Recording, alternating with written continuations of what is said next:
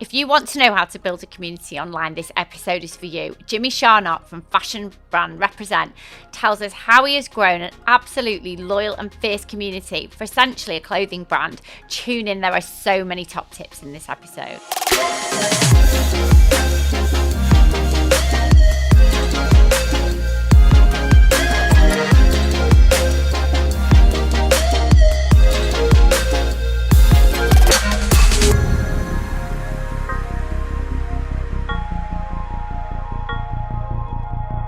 Welcome to another episode of the Anything is Possible podcast. It is a different episode today because we are at Make Events HQ, House of Make, with a live studio audience. Woo! We have Jimmy Charnock, who is community manager for the fashion brand Represent. So I'm just going to kick off because if you haven't heard of Represent, what the hell are you doing? And Jimmy is just going to tell us who and what Represent is. Represent is a luxury streetwear brand from Manchester. It's two brothers started it, called Mike and George. So the reason that we were super keen to have Jimmy on the podcast is that a lot of our listeners will have their own businesses, be wanting to start their own businesses and growing communities on social media across various channels. And that is what Rep have managed to do so amazingly in terms of Rep as a fashion brand, and then the founders, which we'll talk about, George and Michael, who are brothers. So you guys listening now know we're talking to a high-end fashion brand, where it started, how it was started. So I think what's going to be of massive interest really is the journey of the community of Rep, and having been involved in some of your community events, I know what die-hard fans you've got. But let's start at the beginning, because you've been at Rep how long now? A year tomorrow, actually. Right, so let's start before that. So it was an e-commerce brand, so I guess the community was built online. Mm-hmm. So 10 years ago, same age as Make Events, how was that community built from like its beginnings? How did George and Michael build that community? From scratch, essentially. From scratch. So it was, we always say that the quality of the garments is, once you're in it, you don't get out of it, you start buying more and more and more and more. But what set them apart back then was George and Mike would be accessible. So they'd be at trade shows, instead of just sending like a head of sale or something, they'd be there. On Instagram, Facebook, if you DM them, you'd get a response. A lot of it is obviously, because it's an online brand, it'd be about fit. Yeah. When things are dropping, is this going to restock? Yeah. And they would be on the phones whenever they could, replying to people. So people connected to the people rather than the brand. Ah, right, okay. And then in 2015, what really kick-started it, so 3-4 years after they started, was a Facebook group called Represent Talk, which was set up by fans. So obviously a few hundred people got in that, and they'd just post fit pictures. They'd ask, does this outfit go with this piece or whatever, and they would ask each other the questions that they might ask George and Mike. So does anyone know when this is restocking, etc., etc. That just kept ticking over, and then is that usual for a fashion brand for that to happen? Because I know with football it does, can't they? People set up kind of community groups. Is that usual in the fashion industry? It is, but not to the degree that we've got. Mainly it's like a buying and selling thing. Yeah. So like we are a similar size to the Yeezy buying and sell group. Yeah. But when you're in the Yeezy buying and sell group, it's just buying and selling. Right. And then as the trajectory of the brand went, so did obviously that. So it was just more enthusiastic people. So these people have gone out of the way to look on social media for another way to connect with Represent. Right. So instead of just liking Mike and George's pictures or Represent, they wanted to speak to other people who wore it as well. Yeah. And again, it's that once you get in it, yeah, you'd love it. And how would they have found each other then? Would they have just been like on Facebook searching for Represent, or would because I guess the guys that started it weren't doing that to make any money, so they weren't doing sponsored ads or pushing it out. So did they just kind of find each other in this sort of Facebook community? Yeah. So once I found it before I started. I found it in 2019. Okay. I can't remember what I was doing, but I just searched Represent on Facebook. Yeah. So the top result would be the official brand page. Yeah. The second one would be, it's called Represent Talk UK, EU, worldwide. And how many people were in the group when you joined it?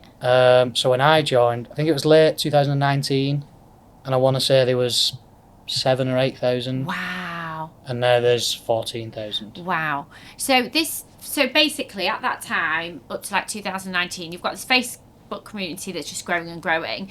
And then what would George and Michael, like what channels would they across?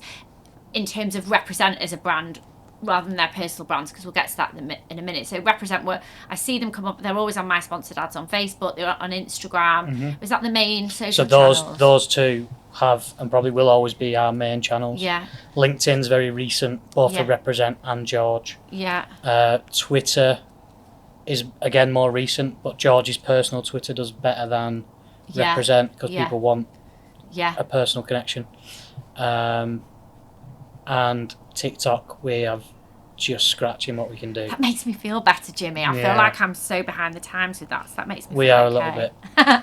So they're pushing out Represent on these channels, and you were saying that George was literally doing all of this up to quite recently. So he was creating the content, was he? So they got a content team, Harry, Ben and Jimmy. So Harry would follow George if they went on shoots and stuff, but George would be directing what the content would be, how it looked. George is very consistent on how things look. Yeah. Because we're e-commerce, and you can go into stores now and touch us a bit more. Yeah. But in the day, that was the most important thing, because to get it in hand, you have to buy it because we're online. Do you want to describe them as characters? Because they are unique characters, aren't they, having met them? So it's funny because I know them outside of Instagram or whatever. They are just normal guys, but I'd say 2 or 3 years ago they started really concentrating on themselves and lifestyle, fitness, that kind of thing. Yeah. So a lot of their personals now are gym, eating habits. George has been posting his mango all the time. He loves it. And they're very dedicated. Once they get something in their mind, that is what they're doing. Yeah. So they represent the brand, and then because of the way they were living their life, they created... It's still in the Represent brand, but it's called 247. Yeah. Which is their lifestyle brand. So we do fitness apparel, hiking, running. Yeah. We're working on a trainer. We need to do... That's the last thing I think we're missing. Yeah. But that's more the passion project. Yeah. Represent Mainline, Owners Club, everything you see everywhere is the real money. Yeah. And 247 will get there, but it's really George and Mike's passion. Do you think it was a conscious decision that Michael and George started posting what they do? Because in a way they live and breathe the brand, don't like you see them, they're both dressed in rep. 247 is like the fitness apparel brand, which George is like wearing every morning and everything, and he posts his workouts. Was that conscious, or was it just a case of like that's what they're doing anyway and they just post about it? I think it was all natural. Yeah. The reason Represent has the community it's got and the growth it's got is because it's still true to George and Mike to this day. Yeah. So, for example, in Rep Talk, the community, we have a lot of people talking about they want our graphics to come back. So we grew up, we blew up with graphic t-shirts in lockdown, and then we've kind of gone off that. And when you say graphic, is that the ones with like the drawings on and stuff like, you had all like the rock things and stuff like that? Yeah, so that was because Mike was, he was going to LA, picking up vintage rock tees, that was inspiring him. And now it's kind of not as much anymore, so he's changed into more minimalistic graphics. Yeah. So you might say commercially, if we went back to that, we'd make more money. Yeah. But it's not what Mike is at the minute. Yeah. It's the same with 247. A lot of focus is going on 247 because that's who they are. Yeah. So I think everything they post out is organic to them. Yeah. George always talks about the story of 247. Yeah. Was he wanted a functional pant that he could wear everywhere. Yeah. 24/7. Tech pant. No, so we've just released tech cargo pants, but these are just 247 pants. Okay, so hopefully that's given you a really good taste of Rep as a brand and the people that started it. What I'm super interested in, and it is a real like story of anything is possible, is you were like an obsessed customer, like I am with Barry's Bootcamp, which I always talk about. Like you were a mega Rep customer. Now, without talking like too many pounds and pence, or pounds really, Jimmy, like how many garments were you buying a month from Rep, let's say? Oh, God. I've never actually thought about that. And if my girlfriend's watching, which she will be, I'll split it. I'll like half it. Yeah. This is what we do. This is what girls do. When I came into the business, I obviously have access to everyone's profile. So I went on mine. And I think in a year, I'd spent $2,500 on Rep. So George was the year above me at school, went to the same school. Oh, right. Okay. And Stefan, who's the Chief Digital Officer, was in my year. I've known him for years. Yeah. So originally, when they first started, it wasn't actually what I liked. There was a lot of scoop necks, like long tunic t-shirts, and I was like, nope, that's not me. And I was one of the people who jumped in on the graphics. Yeah. So when Mike was doing the rock graphics, that was like all me. They did like an Ozzy Osbourne collab, Motorhead collab, so I was all over that. So you've become like a really like loyal customer, and you've got a bit of an attachment to the brand story because you know the lads, etc. At what point did you start to think, I'm going to work for them? I guess it was as I was fully getting into Rep, and I joined Rep Talk, the Facebook community. Right, yeah. I was, like, I'd always thought it'd be cool because like the brand's growing, it's crazy. I know some people there. Okay, so before we go into like what you do now, what do you love so much about customer experience? Like, I'm customer obsessed, but I'd love to know how you view it. I think I just love people. Yeah. I love interactions. I always have. So working in hospitality. Yeah. I always like being on the bar because you talk to people. Yeah. I think it's from my mum, to be fair. Yeah. She loves it as well. Yeah. She's always taught me to just give people the effort that you would like to get put into you. Oh, that's a nice quote, Jimmy. We'll have that one. And it's not work. I just chat to people, really. Yeah. I think when I was actually asked like strengths and weaknesses, you always get asked that in interviews or whatever. And it's not I don't think it's arrogant to say it. My strength is me. Yeah. Yeah. Like I don't think I'm amazingly intelligent. I don't think I'm organised. I don't know. But I feel like I enjoy putting effort into getting to know people. That would be my strength. So customer service just made sense. That's so funny because when I was like thinking what I wanted to do with a career, I was like, I mean, I'm good at talking to people. I love like putting on parties and doing things for people. And I was like, well, surely there's a job doing that. Do you know what I mean? I was stuck for so long. Yeah. Like I was in hospitality. Hospitality is an amazing industry. Yeah. And there is careers, and you can make really good money. But when I was in it, I was thinking, I like it, but I don't think it's for me long term. Yeah. But I don't know what is for the long term. And then, this just... It's like fits you like a glove. Came out of nowhere, really. So you joined this time last year. So tell us about the journey of the last 12 months. And, you know, I know we talked about like Rep's properly popped off since lockdown, but even more, I don't know if I'm noticing it more because we're working with you guys, but tell us what the last 12 months has been like. How have you created this role and what have you done? It's been crazy. Yeah. So this year we are on target, and we are actually a little bit ahead of target of doubling last year. Wow. In revenue. Wow. And that was double the year before. Gosh. So it's a little bit crazy. So we actually came in, this is classic Rep planning this. Yeah. They got a brand new customer service team 3 weeks before Black Friday last year. Oh, right, great. Yeah. Yeah. Great.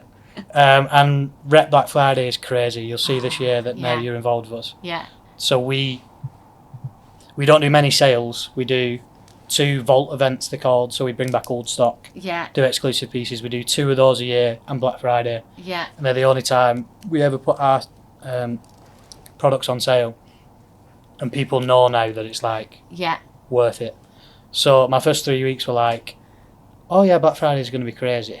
And everyone just said that. Yeah. But you don't really understand until you are on live chat at 5:30 in the morning in a Premier Inn to a guy in Taiwan asking how long is his hoodie going to take to ship. Oh, wow. And me, in the nicest way possible, saying, I've not got a clue, mate, I'm sorry. So my day-to-day is like customer service manager. So any escalations, boring stuff like fraud. Yeah. Like, because it's an e-commerce business. Yeah. There's a lot of dodgy activities, so I manage that and work with security partners. We work with Klarna, Afterpay, and all that kind of stuff. So you need to make sure they're happy because they give us money as well. And then the community kind of. So I'd said in my interview that I'm going to go into Rep Talk and kind of engage with everyone. And it wasn't really in a community aspect at first. It was just like, these people are annoyed. They love the brand because they've gone out of their way to find it. But they're a bit annoyed at the minute, so I'm just going to make sure they're not annoyed anymore. And that was kind of it. And that's how I sold it. And that's how I did it in the first few weeks. And then even on the outside, looking in at like Rep and the customers and how much they love it and the community, you still don't really understand how crazy it is and how passionate these people are about, at the end of the day, just clothes. Yeah. But they love it. Why do you think that is? It's Mike and George. People are attached to them, and then they believe their vision, etc., etc. So the first, obviously, 2 months was Black Friday and the fallout of it, so it was pure customer service. Yeah. And I just posted in Rep Talk, like, we've done a record amount of orders, things might be delayed, that kind of stuff. And then once we got a bit of a breather in like January, February, anything I'd post would get quite a lot of engagements just because I worked there. Yeah. And people would want to know like what went on day to day, what I was wearing. I was like, why do you care what I'm wearing? And then I just started having a bit of fun with it. So I was saying to the guys that I feel comfortable pretty much immediately wherever I am. Yeah. Hence the posture. So I just went on Rep Talk and just, like started having fun, like running competitions. Yeah. Giving stuff away. Yeah. It was like members of my team were like, "Are you allowed to give stuff away?" Yeah. I was like, "Don't know, we'll find out." And then we're on several platforms now. So once they knew I was in the brand, I was sticking around, I cared about them. They invited me to a WhatsApp group. Yeah. That's got like 200 people in it. Wow, God, that must be busy. Yeah. So there is a WhatsApp group of 200 people in it. Yeah. There's a WhatsApp group of the most active members of that, Yeah. where there's 80 people in it. Yeah.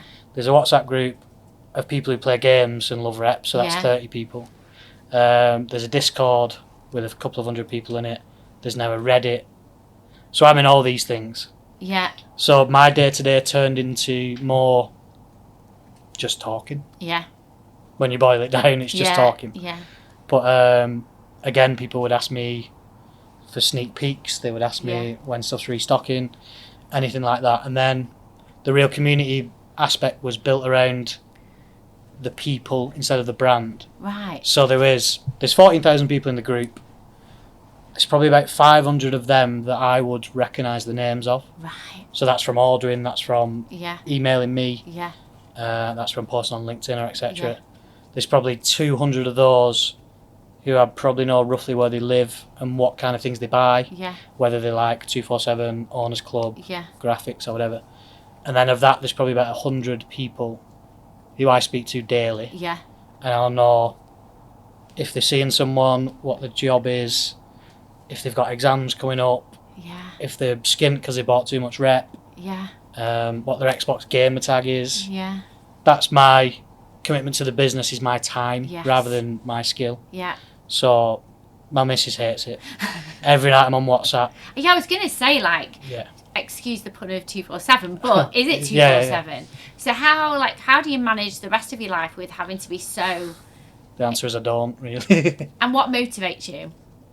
Again, just people. Like, I love it. Like, these people are now I would call some of them friends. Yeah, yeah. And we were laughing the other day when I was we did an in-person pop-up, I imagine we'll talk about it. Yeah. But basically I was offline for 8 hours. Yeah. And there was 1,100 messages in one of the groups. Oh, wow. So then when I got in from travelling up from London at 2 a.m, I read all of that. And people know if I've been offline because there'll be 10 replies from me. Yeah. You know, on WhatsApp when you can swipe and reply. Yeah. So at like 2:30 in the morning, it was like, what the hell is Jimmy doing? So are you working on it like at the weekend as well? Yeah. Wow, okay. God, yeah, you must love it. So you did all of that, and then you actually, so you'd been doing, I think was your first ever pop-up spinning fields, or had you done them before then, or first of any scale? First of any scale was this time last year in London. Okay. At the same studio, but just a smaller space. Yeah. So tell us a strategy for that, because you were telling me before these like pop-ups. Well, just explain to the listeners what a pop-up is, essentially. So our pop-ups are slightly different. In fashion, people do pop-ups with brand new collections, or so like Gucci might have a pop-up in Milan where they've got the latest collection. Maybe not Gucci, but that kind of brand. Our pop-ups are sample sales, so obviously in producing this hoodie, we'll get one, George will try it on, he doesn't like the sleeves, so then we keep that. Okay. Yeah. And then he'll say, no, the next sleeve I want tighter, longer, whatever. That'll come, that might not be right. So then there's 2 samples of this hoodie in the office that aren't being sold and are just there for no reason at all, really.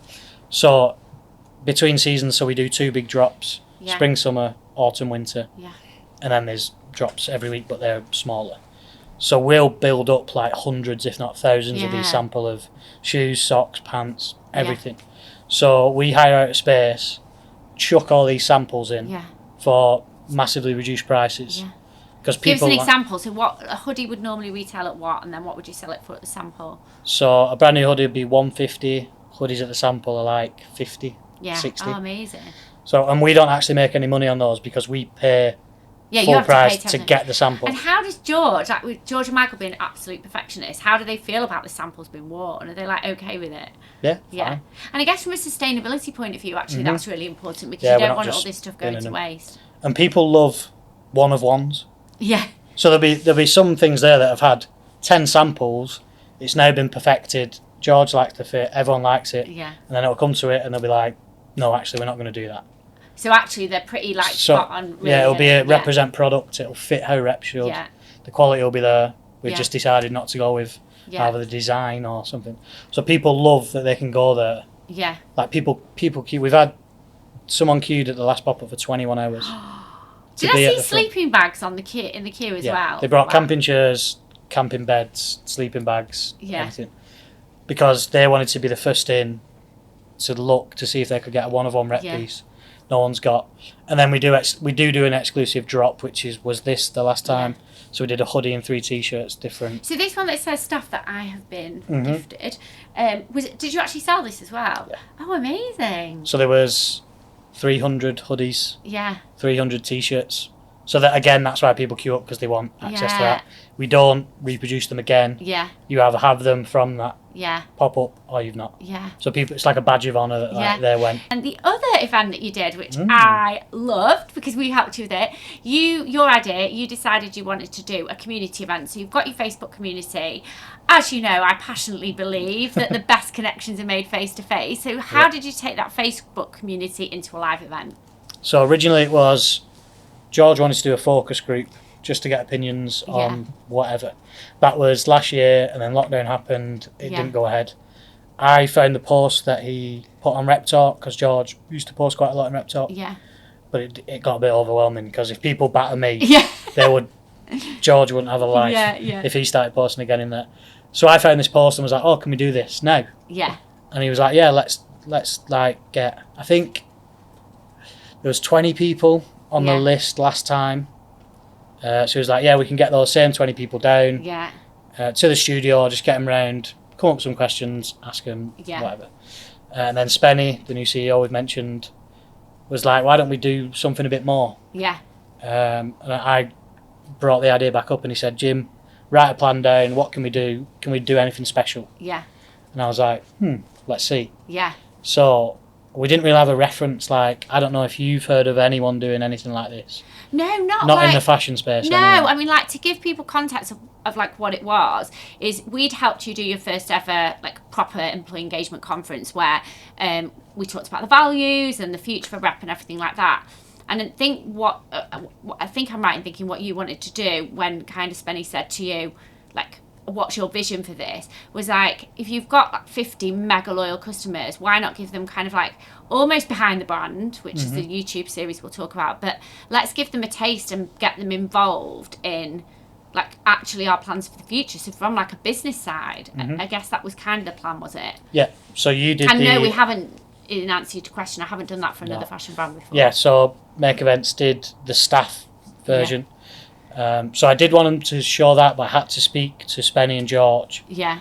Saying, I want to show them that. Yeah. Would you be comfortable showing them the same? And they were like, yeah, why not? But obviously, because it was staff event, the first staff event was 2 hours maybe. Yeah. And because we were inviting people from all over the country, we had like Scotland, we had Kent, literally everywhere. Yeah. I thought we could do that and they'd probably like it, but we need to give them a bit more to make it worth them coming.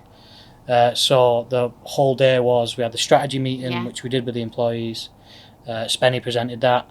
Then we did a Q&A with the founders, so that's Mike, George, Steph and James, who are the CPO and CDO, Chief Product, Chief Digital. Yeah. But they were like employee number 2 and 3. Yeah. They've been there from the start. Yeah. And then we showed them a sneak peek of Spring Summer 23. Yeah. And then we just did the focus group at the end. So it was about 6 hours total. Yeah. We got the Everyman Cinema. Yeah.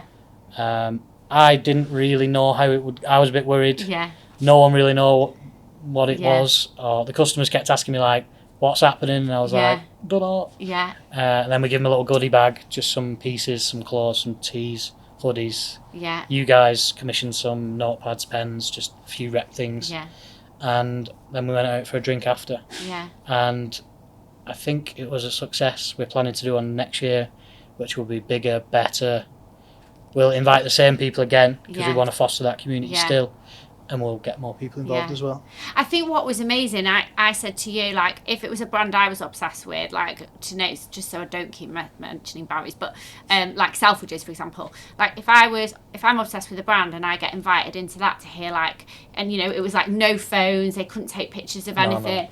Like, I would be so buzzing, like, feel totally privileged. And what was really interesting for me was, so we had 50 rep customers there, but everybody looked different. Like, whereas, do you know, like, if I think of, like, I don't know, like a female brand, I won't name the brand, but like a dress brand that I would like there's not that much different that anybody's going to really look, but everyone looked different and wore it differently. And I was like getting obsessed with what I was saying to you. Oh my God, is it okay to wear Gucci with wrap? Because there were two guys in Gucci caps. You were like, yeah, Gucci's fine. But yeah, they were all different looking, weren't they? Which was really a really nice demographic.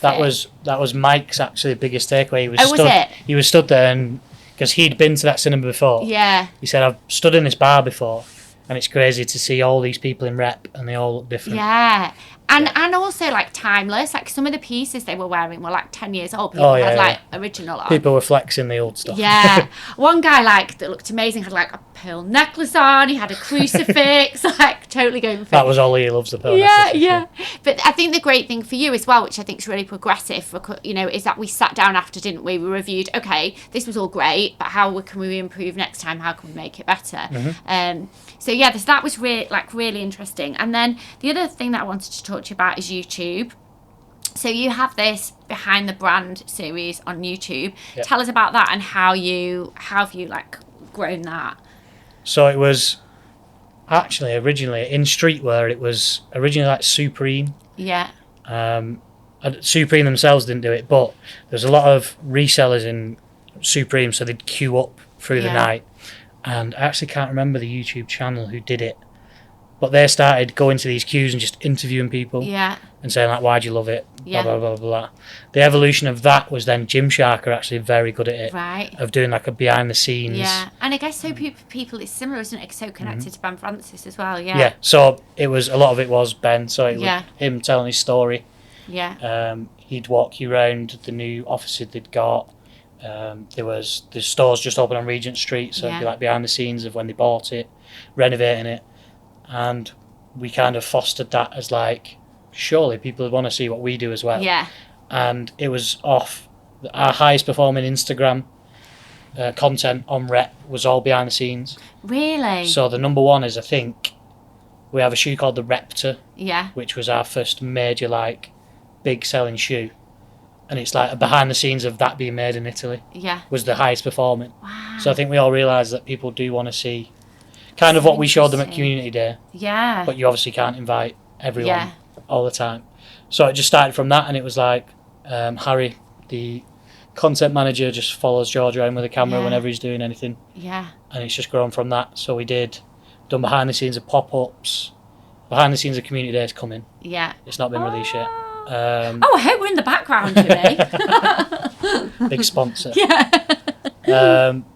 Going to like trade shows in New York, that kind of thing. And yeah, people just love the authenticity of it. I guess it's aspirational as well. Like, you know, George and Mike are like, what, 29? George is 29, Mike's 31. Yeah, so I think like the customers kind of would aspire to be them, you know, in some way, or, you know, follow George's workouts or whatever. So actually they kind of want to see what they do to be more like them, don't they? And it humanises them a bit, I think. Yeah. They're not just like nose to the grindstone doing workouts all the time. Up at 4 a.m. The best bit about it is the introduction, if you've ever seen it.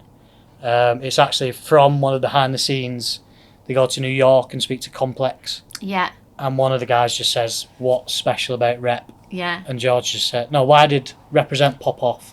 And George says, because it's sick. Yeah, yeah. And that's it. Yeah, yeah. And that's what George is like in the office. Yeah. That's just George. So people love seeing behind the scenes and what they do, well, we're nearly coming to the end of it, but a couple more things that I want to ask you. So it is a homegrown brand. It is run by the founders. Very often when I interview people, I'll say to them, look, it's really different. I want to be honest with you, coming to work from a founder-run business, because I am 24/7 annoying in all the detail, than if you go to a massive events agency, which is, you know, got investors or part of a bigger group, it would be the same coming to you guys or Gucci, totally different experience. But recently, and also one of the reasons we connected is George and Mike decided to recruit a CEO to come in and run the business, and that's Paul Spencer, who was formerly at Puma.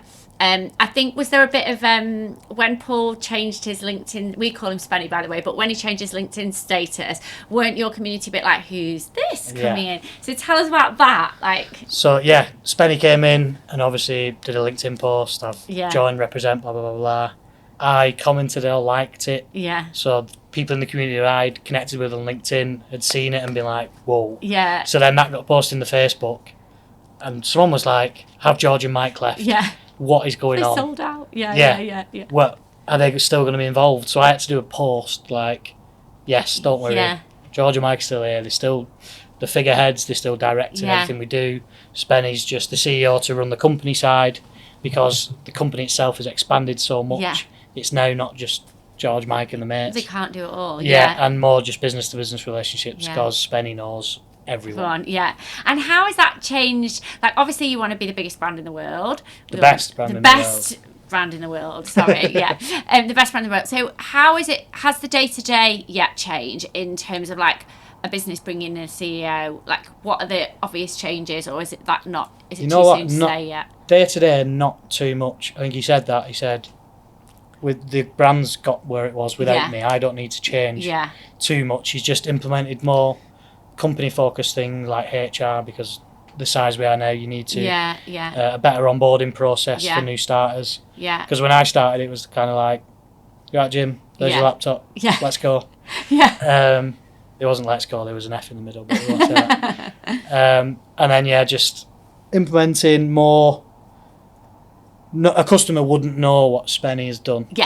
Because he's stayed true to the brand that got where it was, not changed any design things or anything like that. It's mainly business to business and staff is what Spenny is like talent. Changed. Amazing. Introduce bonus structures, which is quite cool. That's good, that you can spend on all you new spend back on rep. Okay, so I just want to, before I ask you kind of my final question, look, we have a real range of listeners here, so from in their teens up to our oldest guest I guess was 80, but one of our guests trained by Joe was 76. She's got 1.7 million Instagram followers, so social and community is not age exclusive. If we've got people listening that either want to build a personal brand, grow their own business, or they want to work in your arena, what are your kind of top tips for growing a community online? Time. It doesn't come for free. So you can't pay for an ad to build a community. You can pay for an ad to target people who will possibly be in your community, but the number one thing is time. You need to get to know everyone to at least some level. You need to build a story around yourself, because people don't connect with brick walls, people connect with people. Patience. Community is not going to happen overnight. That's such a good tip. I certainly didn't. And it is, like I said, when I started, the community wasn't as positive as hopefully I think it is now. So you need to stick it out. Patience, time. Just hire me. I guess. You know what though? It's funny, isn't it? Because I love social media. Just generally, not even for business, which is I think why I naturally took to doing it. And I think we do a lot more than other events agencies. But I guess I'm still in that, thinking of, if I'm on my phone, if I blocked out 2 hours in my day to do social, I feel like I was skiving. Do you know what I mean? I feel like I need to be working. But, so when the team now see me on my phone scrolling, it's okay, because you said that's what I need to do. So that's okay. Okay, so we are in a live studio audience at House of Make. So I am just going to ask if any of the team and our guests today have got any questions they want to ask Jimmy. So in the audience today, I've actually got my PT, Cameron, from High Intensity Coaching. So normally we see each other at 6 o'clock in the morning and he puts me through my paces. And he's recently actually started doing all George's workouts. So I asked him to come along today because I feel like he's part of the rep community and it's a different angle. So, yeah. I was just interested by what you said about building a story, because one of the reasons why I started doing a lot of the Represent workouts was because I found, obviously you were talking about George, weren't you? And I saw I went on his Instagram and thought, this guy's like, he trains hard, like he's a serious guy. Yeah. Obviously, like, not my Instagram, John. But like, it's interesting what you said about building a story, especially for an e-commerce business, because obviously with my online stuff as opposed to my one-to-one stuff, like it's working with people one-to-one is a lot different than online stuff. Mm-hmm. So would you say like building a story around the brand, like your personal, like whoever you are as a person, is probably the best thing to do in regards to, and obviously being patient with it too. Yeah, so I've said it a few times, people don't connect with a picture of some clothes. All our content is the best when George is in it, Mike's in it, anyone's in it. And our best selling, it shows in the products as well. So the 247 pant, one of our best selling products. George did the story about how he was wearing these pants, nothing met in the middle. And then Owners Club, which if you've seen Represent, you've probably seen Owners Club. That came from, so on the back of it is for enthusiasts, powered by enthusiasts for enthusiasts. That came from George and Mike's family business, his cars. Ah, right, okay. Yeah, the dad bought and sold old cars, they do all sorts of things. So in the car community, an owners club is a thing, like a Ferrari owners club. Yes, Aston Martin owners club. Yeah. So I think people connected with that. That's their history. Yeah. They've made a product to do with their brand, the Represent Owners Club. Yeah. And that really connected. These connected. Anything with a story is always. Yeah. But I think with you, what's your Instagram handle? We should tell people. Coach Cam G it is. Yeah, So, we'll put it in the show notes. But I think as well, like for Cam, like he, you know, when you talk about building a business, like doing one-to-one coaching, although he must never stop that because that would just be awful. It's a lot. Then more Holly would look like me. It's time intense, isn't it? And what you want is some kind of passive income that's happening when you're not having to put in the hard hours and like. You work really, really long hours. But I think on your Instagram, what's probably really good is you've posted before you started training and after. So you're not just posting other people's pictures. You're saying, like, that's what I've done. And, like, at the moment, you've been encouraging me to, like, try a couple of days of, like, intermittent fasting. Yeah. But that's what you're doing. So there's you're not just, like, posting. I'm doing all the things that I'm telling people exactly. to do. Yeah. What it's about, Yeah. It's so interesting. I think that's it from our very shy, not usually shy audience today. But Jimmy, like, it's been so, I knew I'd find it fascinating to talk to you. I feel like we're quite similar. I feel like we like to be liked. Yeah. That's why I like customers. Yeah. So Jimmy, we've come to the end of this super interesting podcast. It is called Anything is Possible. What does anything is possible mean to you? Anything is possible professionally would be my story of putting myself out there without any real paper skills. So I mean, I've got GCSEs and such, but nothing to do with the job I'm doing now. I just put myself out there, believed in myself, and I've pretty much got my dream job. And personally, I wasn't born with a silver spoon in my mouth, we'll say that. It wasn't the best, but I feel like I'm doing pretty well now.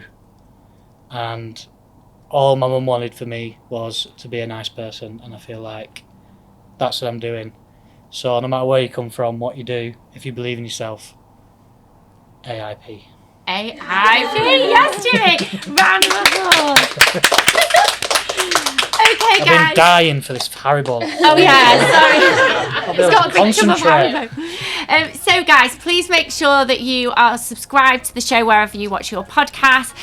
Don't forget, tickets are on sale now for the Anything is Possible Empowerment Conference on the 25th of March 2023 at Victoria Warehouse. Please share our story. It really helps us get more listeners, and we'll see you for the next episode.